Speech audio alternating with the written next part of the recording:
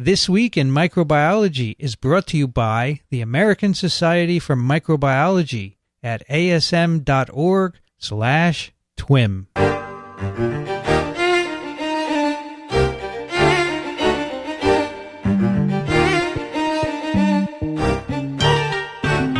This is TWiM, This Week in Microbiology, episode 229.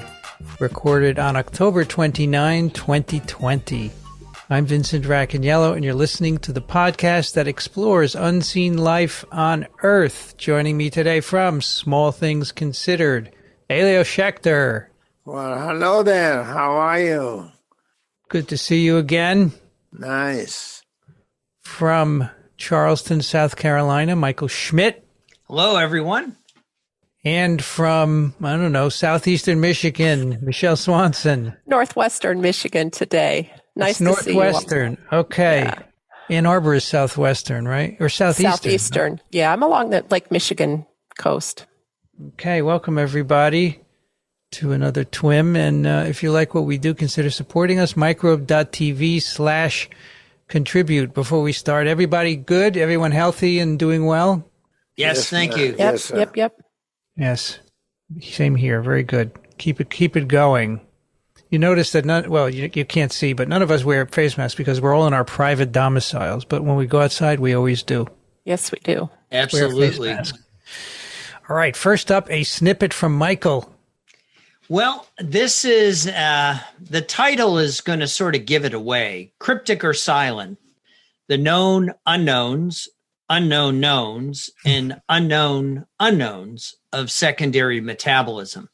Those of you who followed the press conferences of our former Secretary of Defense from President Bush's administration likely recognize the homage that the authors of this paper used in the title is actually a twist of a statement made by the Secretary of Defense, Donald Rumsfeld, who said, "Reports that say something hasn't happened are always interesting to me because, as we know, there are known knowns. There are things we know, and we also know there are known unknowns. That is to say, we know that there are some things we do not know."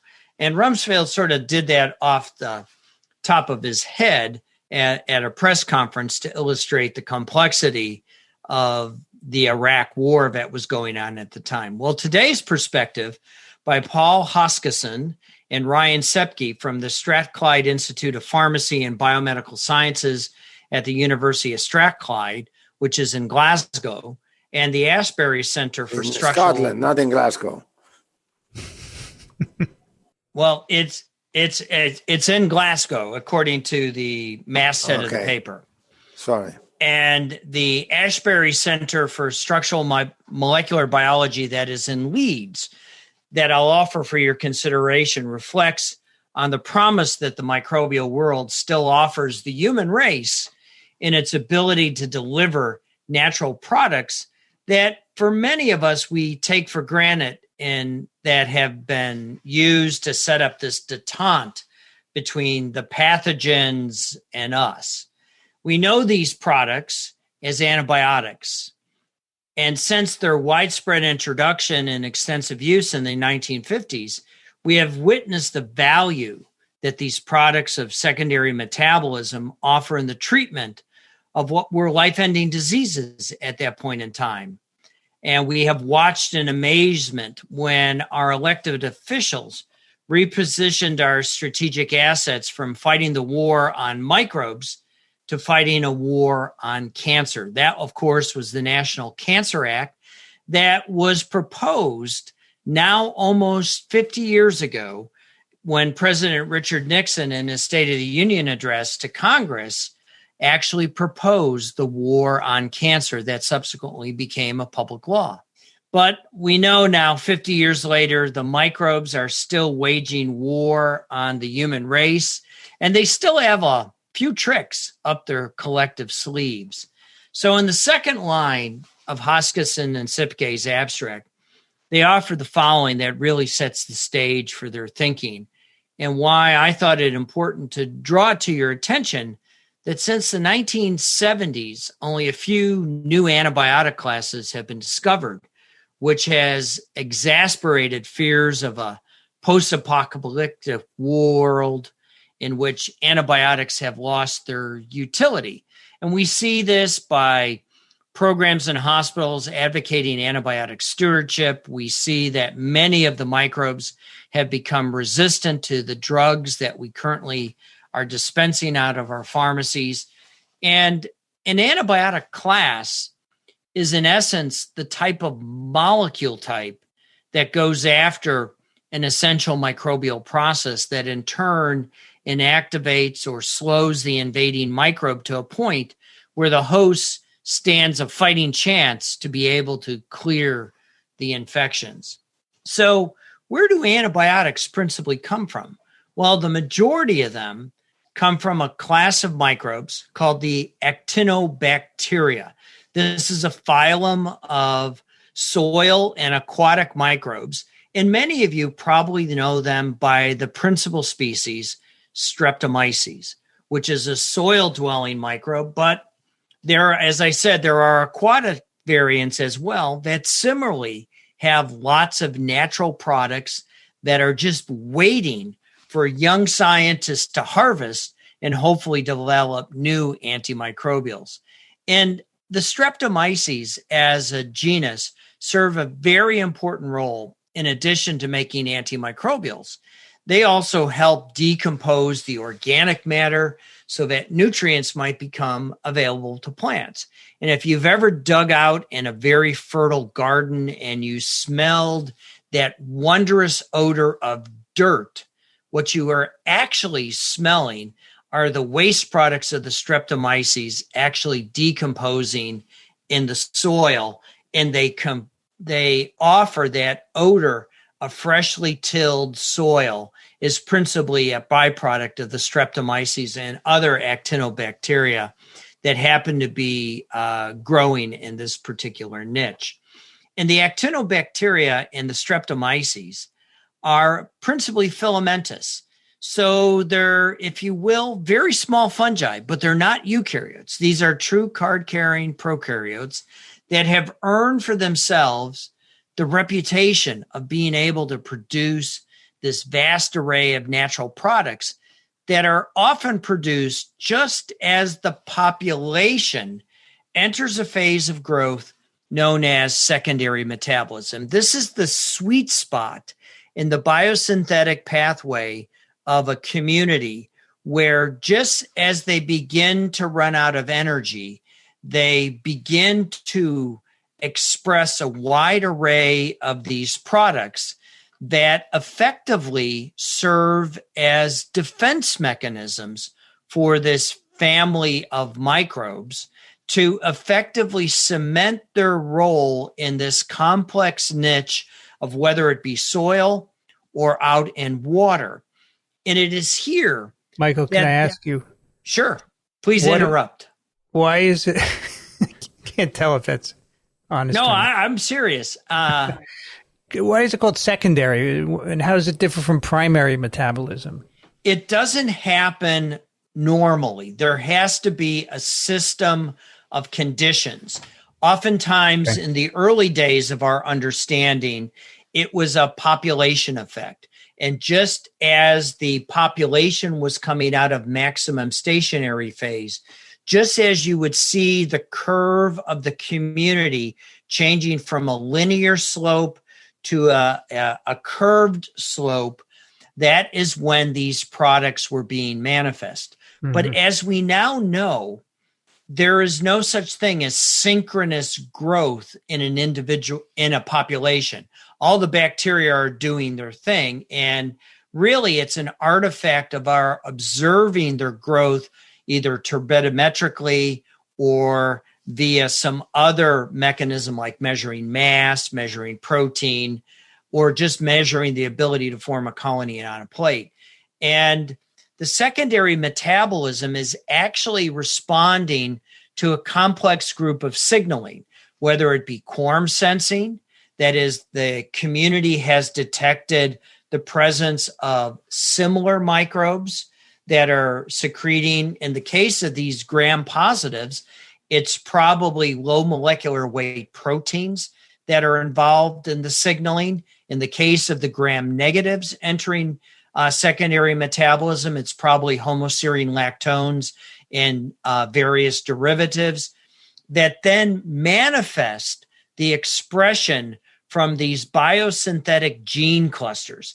This is truly positive control, positive gene expression being turned on, where these operons are actually often in the form of regulons, where more than one operon can be turned on. So the signaling is often positive.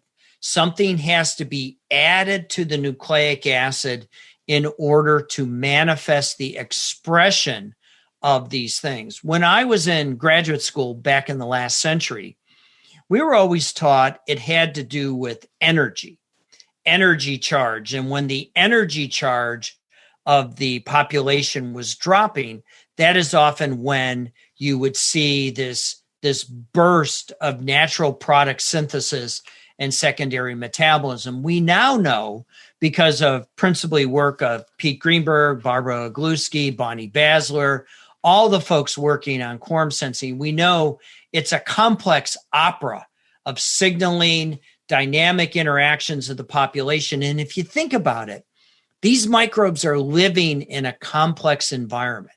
Dirt is not simple. It's complex, and there are many organisms fighting on a continuous basis, including the fungi. And remember, the first really terrific antibiotic was described by Fleming back in the late 20s. And it was a product of a fungus that was a consequence of him going on holiday and actually witnessing the war that occurred on his Petri plate. But I digress. And so these biogenetic gene clusters produce a wide and novel and seemingly bizarre chemical substances that often display unique metabolic properties, one of which modern medicine has exploited as medications for the treatment of what were these once life-ending infections. You've likely heard some of the success stories. I'm going to name a few here just simply to encourage you to go out and wiki the name of the structure and then marvel and ask yourself the question, how would a human organic chemist synthesize any of these compounds? Just think about a polyketide antibiotic. If you've ever looked at the structure of erythromycin and then remember back and channel your organic chemistry days, you'll break out in a flop sweat. There's no way you could actually make that. I mean, just thinking of the precursors, you'd have a stroke. So I'm going to start with, as their example, clavulanic acid. This was discovered in the mid-70s by the British team working at Beecham, which was a great antibiotic company back in the day. And they discovered this from one of these Actinobacteria, Streptomyces clavivulgarius. And clavulanic acid enhances beta-lactam antibiotics so they work better. And what the clavulanic acid does is it functions as a mechanism-based beta-lactamase inhibitor. So the name says it all. The compound clavulanic acid is not effective as an antibiotic. And many of us know that the penicillin class of antibiotics, which are made by principally fungi, interfere with the cross-linking of peptidoglycan. And as the bacteria who desperately need peptidoglycan grow, they'll explode without the necessary cross-linking. So what bacteria have developed is they have developed a secreted enzyme called beta-lactamase. They throw it out into the environment as a public good, effectively secreting it so it will degrade the penicillin class of antimicrobials. Enter in Streptomyces. It makes clavulanic acid, and clavulanic acid is a suicide inhibitor. And we know now, after much structural chemistry, that it covalently bonds to a serine residue in the active site of the publicly secreted good by the microbes to inhibit penicillin. So it binds in the active site of beta-lactamase, and this then restructures the clavulanic acid molecule, creating a much more reactive species that then interacts with the beta-lactamase, which in turn permanently inactivates the beta-lactamase. So it's literally kaput. So the enzyme is inactivated, and the community of bacteria that are resident with the fungi. So always ask yourself, what is the selective pressure that is maintaining the synthesis of this often very complicated chemical in these microbes? And there are many other examples. They offer us chloramphenicol. Some of you might know that this is a great protein synthetic inhibitor. Principally, it knocks out the 50S ribosome subunit. And I should point out that many of the antimicrobials that they mention in their dialogue are really on the WHO's list of essential medications that will have the ability to treat many of the former plagues that the human race has seen, like meningitis, literally plague, cholera, and typhoid fever. Now, many of you probably haven't heard of chloramphenicol unless you worked with it in the lab, because it's no longer available in the U.S. because its side effect is where it suppresses the bone marrow. So, Michael, you've highlighted a couple really neat examples of these. I was so impressed that some 11,000 natural products are made by this class of bacteria, and yes, and now because of all of our computational skills, there are now programs that can be used to begin to mine the whole genome, a wealth of genomes, to identify these biosynthetic gene clusters. So it creates this huge toolbox for products that could be used in, well, therapeutically or in industry or what have you. Michele, you hit the nail on the head. The Streptomyces in general have a very large and unique chromosome that's about 8 to 9 megabases in length. It's about double the size of garden variety E. coli. So there's a lot of information there. But unlike E. coli, which is a circular chromosome, the Streptomyces are a linear chromosome with a core that contains essential genes or arms carrying conditionally adaptive genes that can sustain large deletions in the laboratory. And perhaps the pioneer that I would really like to honor is Professor Sir David Hopwood of the John Innes Institute. And he worked out a lot of the genetics of the Streptomyces before modern molecular biology. And I put into the show notes two pieces, one written by Dr. Hopwood that was in the Annual Review of Genetics, and another is about his biography. So if you have an opportunity, look at and take a look at it, because the biographies really set the stage of the wonder of the Streptomyces. And what happened before the heyday of sequencing the Streptomyces genome, and that's what Hopwood did, is he sequenced the genome when the technology became available in the early 2000s, now only almost 20 years ago. And up until that point, the chemists thought that combinatorial chemistry platforms would be the be-all and end-all to reveal new antimicrobials, anti-cancer meds, you name it. They thought that their combinatorial chemistry platform would do it. But unfortunately, the chemists really didn't understand how clever the microbes were in their ability to synthesize novel compounds. And so the combinatorial chemistry platforms have largely been unremarkable in their ability to offer us new antibiotics. So as Michele said, when we looked at the Streptomyces genome, there were 18 biosynthetic gene clusters that they abbreviate BGCs. But we only knew about 4 products that were produced or observed. So here's where the title begins to take focus: cryptic or silent, the known unknowns. And if you just take the words apart, the first word in known unknowns, if the biosynthetic gene cluster is known in the chromosome of the microbe, that is a known. The second piece is whether or not the product is understood, whether we know what its activity is, whether we know its mode of action. So the first known or unknown in the expression has to do with the gene cluster, and the second one has to do with the product.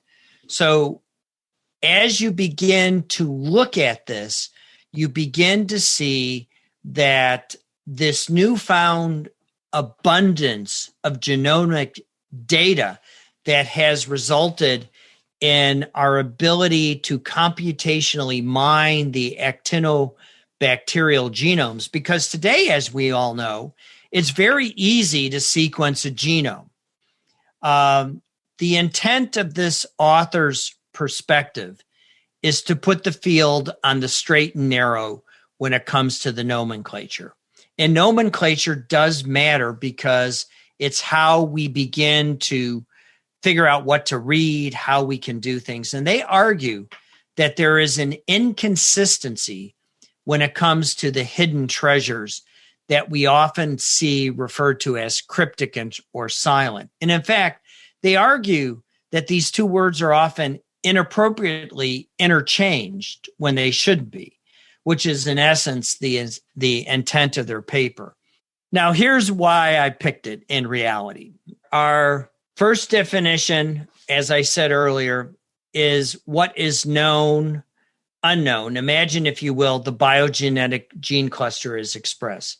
We can do this by detecting the RNA, but we are not aware of what the product is. In some cases, we infer from its structure, but for the most part, it can remain cryptic. Its function is unknown. Alternatively, if the gene cluster is not expressed, and this often happens in secondary metabolism where we don't know what the transcription factor is to activate this genomic cluster, and since these compounds are produced in response to a special circumstance, here is where that first word, the cluster is known, but how to make the product is unknown. And it just goes on and on looking at this variation on the theme. So the use of the phrase cryptic with biosynthetic gene clusters should immediately call to your attention that we have a natural product, but we know very little to any of where it is located on the chromosome or how it might be regulated. So this class of unknown knowns, so simply the first word refers to the gene cluster, and the second use of unknown or known refers to the natural product. They conclude by offering us hope that the last category of not knowing the gene cluster or type of natural product is likely where we'll find the hidden treasures. And in point of fact, that while we can sequence anything very quickly, the heavy lifting is in the annotation. And here's where I make my plea. Consider that around 1/3 of all the protein encoding genes in bacterial genomes lack functional annotation. And we have certainly appreciated that this year with respect to the open reading frames in the SARS-CoV-2 genome. And with the Actinobacteria having such large genomes of 8 to 9 megabases of linear sequencing, we're going to need a lot of folks to annotate genomes and develop bioinformatic mining tools and algorithms and natural product databases. So that's it in a nutshell. Nutshell?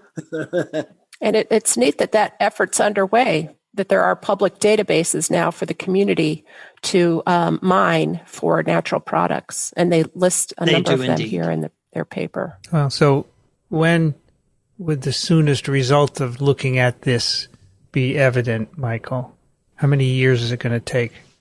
I think it's happening as we speak. I attended a seminar about 4 years ago out at in San Diego, and I heard about the mining of the aquatic variants of the Actinobacteria, and they are beginning to pull category antimicrobials out.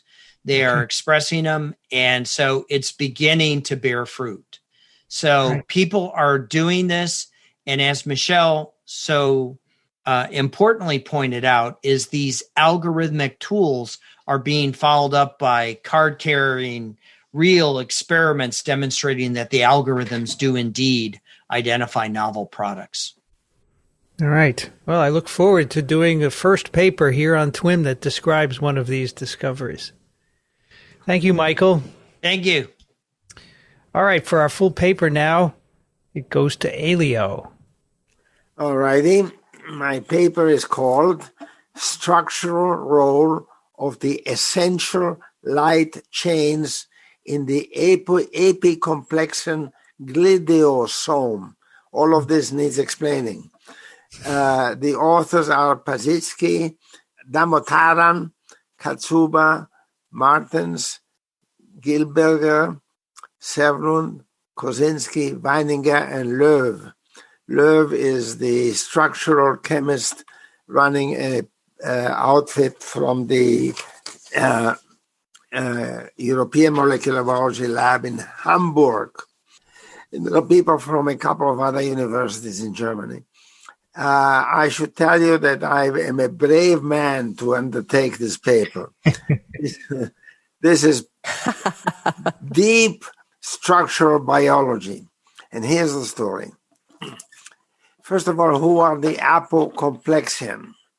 They are organisms which are well known to you as the agents of malaria, Plasmodium, or of toxoplasma. I remind you that malaria is one of the great diseases of the world. It affects about 228 million people and kills about 400,000. Toxoplasma is not so bad. However, it does affect about a third of human beings and does not cause much of a disease except in pregnant women where the fetus is affected and leads to malformations. So these are two important diseases. So how do they get into cells? They're both intracellular organisms. How do they get into cells? Well, by a motility called gliding, which is different from flagellar motility in bacteria. By the way, there are some bacteria which glide as well. They glide by using pili, which they extend. They grab a hold of a surface and retract them. In the process, they move the bacterium.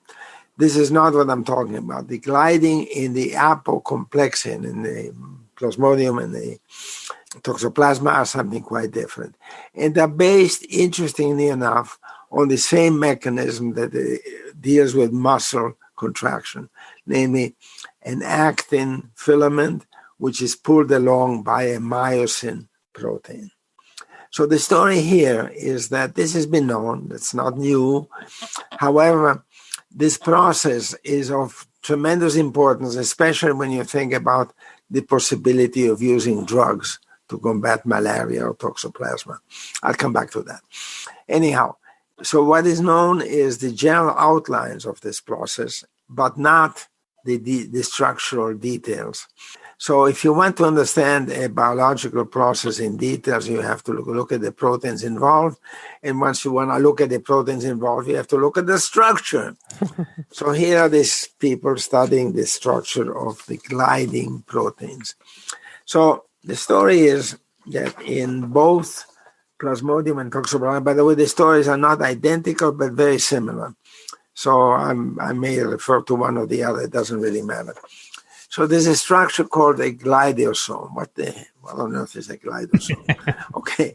So it turns out that these organisms have two sets of membranes.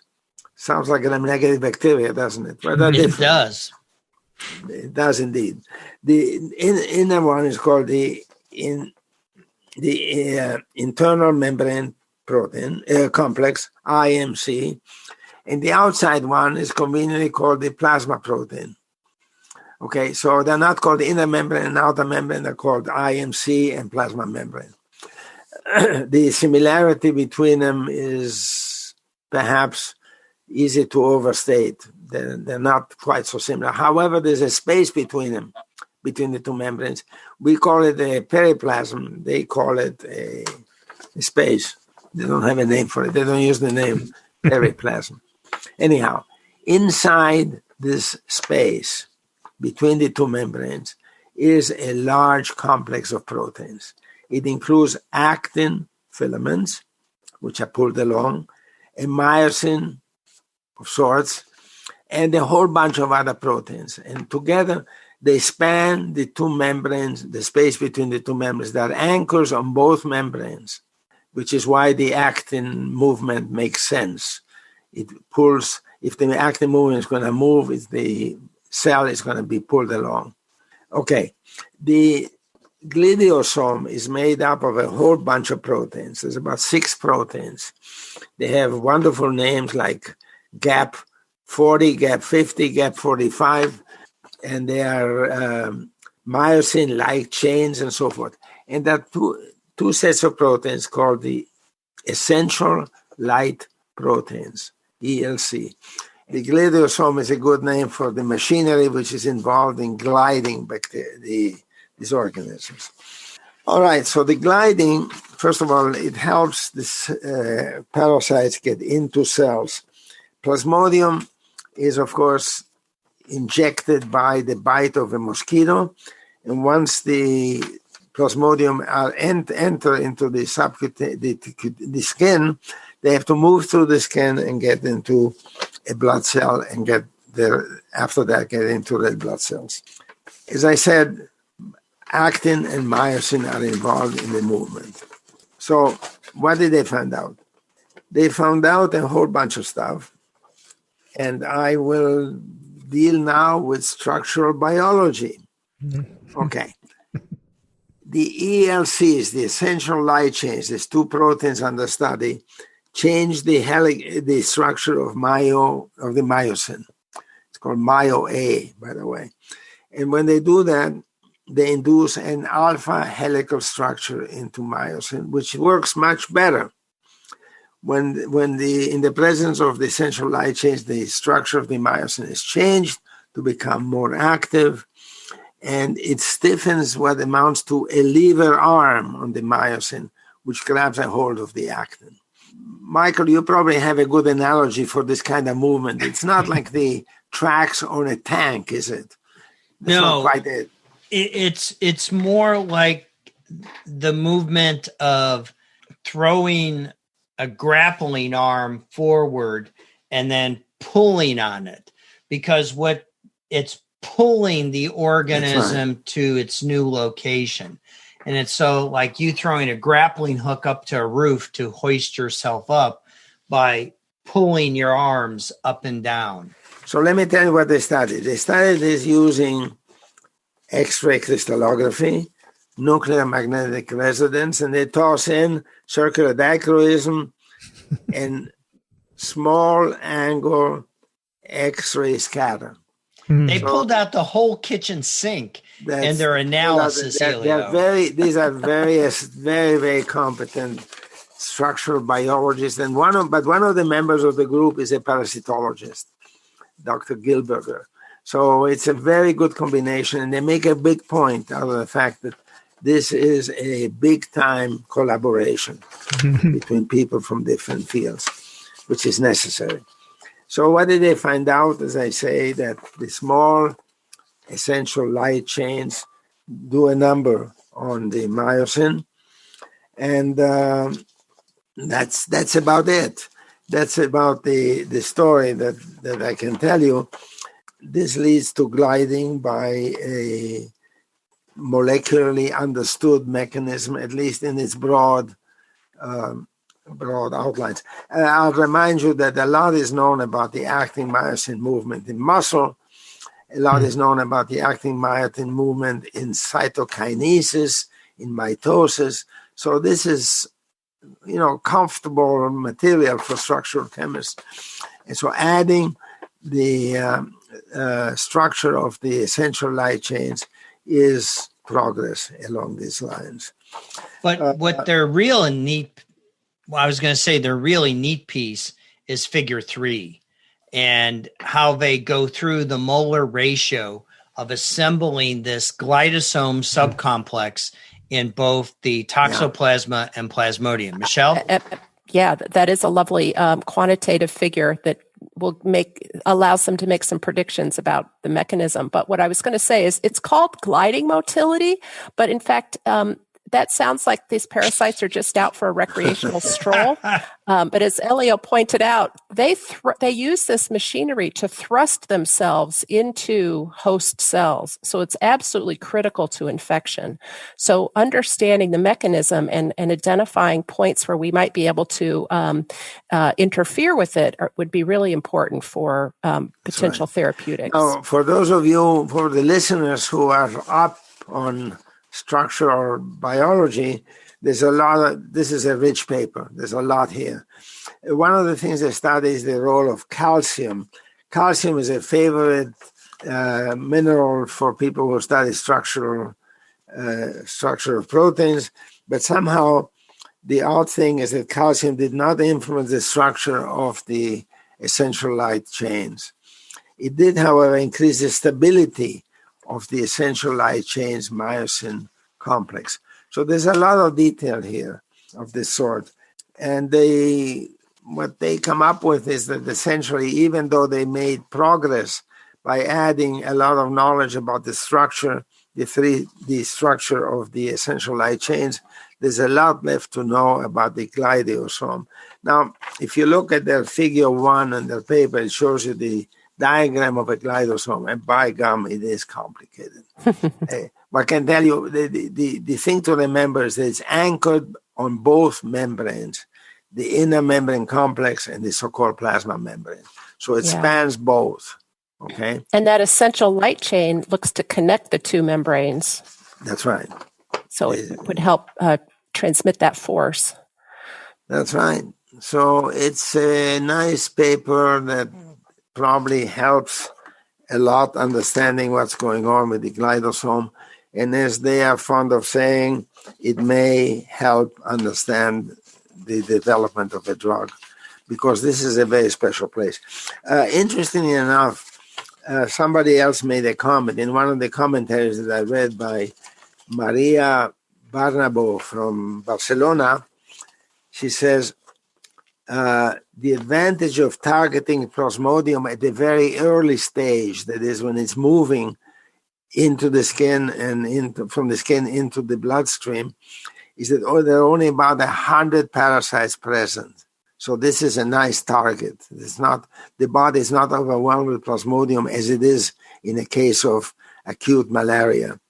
So the gliding motility may be a place to develop either drugs or vaccines or something useful to combat malaria, which is still a huge problem. Well, that's pretty much my story. I wish I could tell you a little bit more, but my knowledge of structural biology is, alas, limited. Well, one person that knows a lot more about it is our lead author, Samuel Pazicki. He's from Slovakia. He grew up in a family of musicians. Both his parents are classical pianists, and he himself studied the piano for 14 years, also sung in choirs and did some music composition. But when he got to high school, he started to get interested in biology and chemistry, and so decided to pursue biochemistry at university. He went to the Charles University in Prague and got both a bachelor's and master's degree there. And then had become interested in both infection biology and immunology. So that's when he began his studies with structural biology, and in particular, this paper that we learned about, structural biology of malaria. So he is set to defend his thesis in October. So he either has or will soon defend his thesis. But he was assisted by everybody that's on the paper, but especially wanted to give a shout out to his second author colleague, Carthy, who they worked together for a year. And Sam says that Carthy was brilliant, a quick learner. He came up with really great ideas and helped push the project further. And Samuel really enjoyed this mentoring experience. So he did describe an especially memorable day in the lab. In fact, it wasn't a day. It was very late in the evening of March 3rd, 2019, where he was just collecting the diffraction data from the protein crystal that they'd made from the trimeric complex from Toxoplasma gondii. He said he literally jumped out of his chair when he saw the diffraction pattern. And it was just so exciting and satisfying because immediately he knew that he had the data for a structure that no one had seen before. So he said, this doesn't happen. You don't have those moments very often in science, but wow, it was really powerful and worth it. So in addition to his science, he also is interested, as I said, in music and also enjoys sport, including, I think it was a Frisbee game and also floorball, which I'm not entirely sure what that is. Floorball. Nope. Can't say that I have. Floorball. Yeah, ultimate Frisbee and floorball. He also enjoys editing and creating pages for the Slovak Wikipedia page because he sees this as a really easy way to help educate children because it's often their first resource nowadays when they're looking up school-related topics of interest. So floorball is a type of floor hockey with 5 players and a goalkeeper in each team. Men and women play indoors with 96 by 115 centimeter long stick and a 70 to 72 millimeter circumference plastic ball with holes. So it's hockey on the indoors, and it's 3 20-minute matches. It's like a wiffle ball. Yeah. We call it broom ball here at college intramural teams. Yeah. He also does have some advice for junior colleagues, and he says, avoid the temptation to compare yourself to others too much. Because if you see somebody that's just had a great paper or a great result, often, it's a result of many other people's years of work, and they happen to be in the right place at the right time, or were lucky, or just, luck. But those things happen stochastically. You want to really think more about the big picture and stick to your goals, and your day will come. He also says, this is more practical advice, don't work when you're too tired. From his experience, he usually does more damage than good when he's pushing into the late hours of the day. That's good advice. That's good advice, true. For those of us who are very lazy by nature, it's particularly good advice. You're lazy by nature, Elio? Oh, yeah. You'd be surprised. Yeah, I would be surprised. I'm having a hard time believing it. Elio, I'm just curious, what attracted you to this paper? It's kind of unusual topic for you. Actually, a friend of mine, Josh Feeler, who's a infectious disease expert, sent it to me because he thought it was really a breakthrough that one could, it's a first, be able to get into the structural biology of something as amazingly complex as the glideosome. So I looked at it and I said, not bad. Maybe we can use this on TWiM. Sure. And it's a tiny structure, but yet has a huge burden of disease worldwide, doesn't it? When you think about malaria and toxins together. All right. Thank you, Elio. Thank you, Michele. We have one question today, and I think Elio will like this especially. It is from Dave, who writes, is it possible that mammals became poisonous to mushrooms and not mushrooms became poisonous to us? Is that a Talmudic question? That is a very Talmudic question. I must say I have a hard time with it because while we eat mushrooms, mushrooms don't generally eat us. Until we're dead. We're dead. That's right. Exactly. So when we die, fungi are part of the load that comes onto our body and decomposes it. So that, in that sense, that's true, but that's only in that sense. I don't know. I wouldn't know that. I don't have a good answer, David. It's hard to. I like the question. It's hard to figure out, but yeah, I mean, it may be just that the question in itself is the good part, because, as you said, mushrooms don't eat us except when we decompose. But then, what would make, even if we were toxic to mushrooms in that state, how would that make them become toxic to us to defend against decomposed body? I don't know. It doesn't. I can't wrap my head around it. Well, if the mushrooms feed off of organic matter, right, and some worms were crawling and starting to eat them, it'd be to their advantage to kill the worm, let it die, and then feed off the nutrients released from the corpse. Mm-hmm. I guess. Interesting question. Thank you. But mostly mushrooms don't eat us. They eat other things, right? They rot principally organic matter that happens to be in their proximity. Right. In soil, the dirt. Wood. Yeah. But they have to protect themselves from all the crawly things in right. the soil. Yes, right? that are nibbling on them. Yeah. So actually, what is the function of toxic mushrooms? No. There's a good question. It's a question that everybody in mycology asks and nobody knows. But it goes back to what Michael was talking about. These are, secondary metabolites, and the fungi. Why do the fungi make them? Good question. Let me remind you that most of the deadly mushrooms don't kill right upon ingestion. Mm-hmm. So if you were to eat a deadly poisonous mushroom, you may get slightly sick in a couple of hours, but you don't get really sick until essentially the next day or close to it. When it takes out your liver because of the nephrotoxicity and your kidneys. Liver and kidneys. By that time, you're gone. Yes. By that time, the animal is gone. So what's in it for the mushroom? So it's not at all clear why. This is a classic case of secondary metabolite of unknown functions. It's probably it's at war with the Streptomyces or other Actinobacteria that they produce these secondary metabolites, and it's the war, the dynamic microbial ecology that is going out in the environment. That remember, I'm sorry, but you just didn't say very much. I'm sorry. That is true, but irrelevant. Yes.